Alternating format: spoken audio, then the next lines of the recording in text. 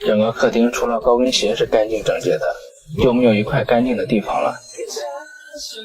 你天天啥都干，不是吃就是睡，你看咱家能留下来？等我儿子回来了，一晚上给你离婚去。你可别忘了，当初我是你求着的孩子出我的，这是俺家，我想在这就在这，你管得着吗？刚把客厅垃圾清理完，婆婆再次发飙了，嫌弃这点小活自己都能收拾，还要麻烦别人收拾，为媳妇再次上起了教育课，还让自己儿子跟媳妇离婚。如果你的婆婆这样说，你会像大女一样值得回怼吗？婆媳关系不和，到底谁对谁错？要是你会站在他们哪一边呢？